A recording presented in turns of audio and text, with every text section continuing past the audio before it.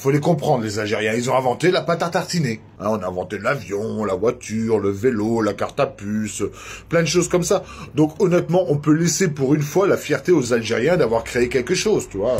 Je suis tombé sur la vidéo d'une personne là qui se moque des Algériens. En gros, il est en train de dire que les Algériens ont inventé uniquement la pâte à tartiner El Moldjen, qu'ils en sont très fiers. Il a fait toute une vidéo pour ça. Et parallèlement, il dit que les Français ont inventé l'avion, la voiture, le vélo, la carte à puce. Donc je voudrais faire un petit recadrage par rapport à ce qu'il a dit.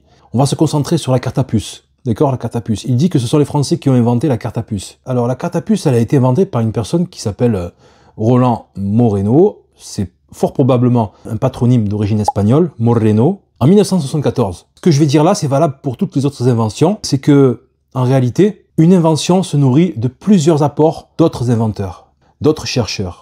La carte à puce n'aurait probablement pas pu voir le jour sans les apports technologiques et conceptuels qui l'ont précédé. Alors je vais expliquer ça en 4 points.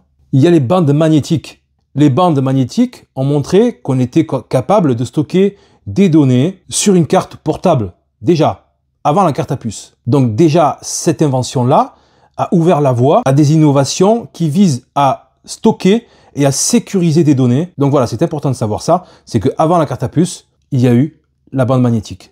Deuxième point, les circuits intégrés. Il n'y aurait pas eu de carte à puce sans l'invention des circuits intégrés. Ces circuits intégrés ont rendu possible la miniaturisation des composants électroniques. Et ça, c'est un élément clé pour intégrer une puce dans une carte. Sans cet apport-là, les circuits intégrés, il n'y aurait pas eu de carte à puce. C'était une technologie physique indispensable pour la création des cartes à puce. Voilà.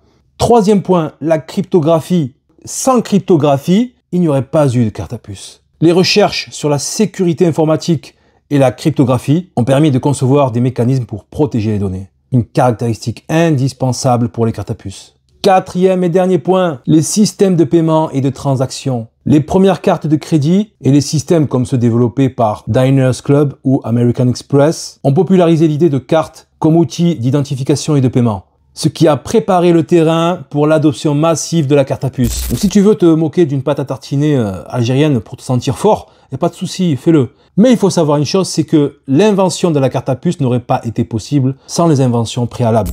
En gros, tout le travail a été mâché à l'avance. Cette invention de la carte à puce n'est pas partie de rien du tout. Elle a été créée sur la base d'autres inventions, d'autres découvertes, d'autres recherches, d'autres études.